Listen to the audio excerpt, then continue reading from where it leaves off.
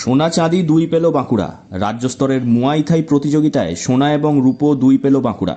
মুয়াই থাই হলো একটি ক্ষিপ্র martial art, যেখানে হাতের সঙ্গে পা এবং কনুইয়ের ব্যবহারও রয়েছে যথেষ্ট পরিমাণে।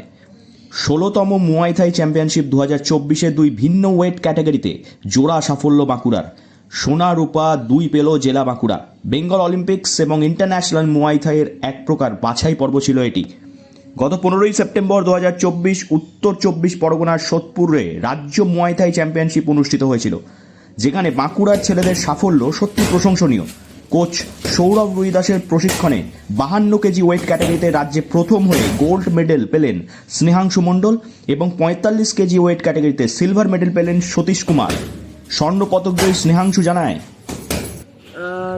স্টেট লেভেল মুয়াই থাই অ্যাসোসিয়েশন আমাকে গোল্ড মেডেল দিয়েছে ন্যাশনাল গেমসে যাওয়ার জন্য। আর এটা থেকে বেঙ্গল অলিম্পিক সিলেকশন আর ইন্টারন্যাশনাল সিলেকশনের জন্য এটা ছিল, তাহলে এটা থেকে তিনটা যাওয়ারই চান্স আছে আমাকে। পাশাপাশি আর কাকে ক্রেডিট দেবে? আমার কোচ সৌরভ রুইদাস, তাছাড়া আমার বাবা তো আমাকে সাপোর্ট করে। রজক পদকজয়ী সতীশ কুমার মাত্র ১৫ থেকে ২০ দিনের প্র্যাকটিসে পেলেন রূপো। সতীশের বাড়ি ঝাড়খণ্ডে। বাঁকুড়ায় আত্মীয়ের বাড়িতে বেড়াতে এসেছিলেন তিনি। প্রশিক্ষক সৌরভ রুইদাস সম্পর্কে সতীশের আত্মীয়। বাঁকুড়ায় আত্মীয়র বাড়িতে বেড়াতে এসে প্র্যাকটিস শুরু করেন সতীশ কুমার। এরপর ধীরে ধীরে মার্শাল আর্টসের প্রতি ভালোবাসা জন্মায় তার।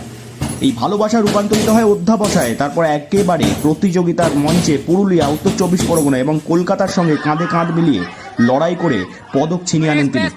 ঝাড়খণ্ডের বাসিন্দা হলেও বাঁকুড়ার হয়ে প্রতিনিধিত্ব করেছেন সতীশ কুমার। মোটামুটি মানে সকাল বিকেল প্র্যাকটিস করে নিজেকে ১৫-২০ দিনের মধ্যে একদম পারফেক্টলি রেডি করে নিয়েছে। আর তার রেজাল্ট দেখতেই পাচ্ছেন আপনারা, সিলভার নিয়ে এসছে। হ্যাঁ, আর আমার স্নেহাংশু তো পুরনো স্টুডেন্ট, ও তো গোল্ড একদম শিওর ছিল যে গোল্ড আসবেই, ঠিক আছে। অ্যান্ড এই দুজনেই, একজন গোল্ড একজন সিলভার পেয়েছে আমার, ঠিক আছে। এরপরে লক্ষ্য নেক্সট দুজনেই সিলেক্টেড আছে ইন্টারন্যাশনাল চ্যাম্পিয়নশিপ থাইল্যান্ডে, যেটা আমাদের পাটায়াতে হবে, বিচ ফাইট হবে বিচের ধারে, ঠিক আছে। সেখানের জন্য আমাদের দুজনেই ইনভাইটেশন পেয়েছে, একজন গোল্ড একজন সিলভার পেয়ে। স্বর্ণ পদকজয়ী স্নেহাংশু মণ্ডল মার্শাল আর্টস ছাড়াও সাঁতার এবং দাবাতেও যথেষ্ট পারদর্শী এই ছেলে। ক্লাস 7-এর ছাত্র স্নেহাংশু এর আগেও একাধিকবার বাঁকুড়ার নাম উজ্জ্বল করেছেন রাজ্যের এবং দেশের মঞ্চে। এবারও রাজ্যে স্বর্ণপদক পেয়ে ভবিষ্যতের আন্তর্জাতিক মঞ্চে লড়াই করার সুযোগ পেল সেই ছেলে। থাইল্যান্ডকে পাখির চোখ করে স্বর্ণপদক এবং রজক পদক বাক্সে পুরে দিয়ে আবারও আন্তর্জাতিক মঞ্চের জন্য প্রস্তুতি শুরু করেছে বাঁকুড়ার এই দুই লড়াকু ছেলে। বাঁকুড়া থেকে নীলাঞ্জন ব্যানার্জির রিপোর্ট, লোকাল 18 বাংলা।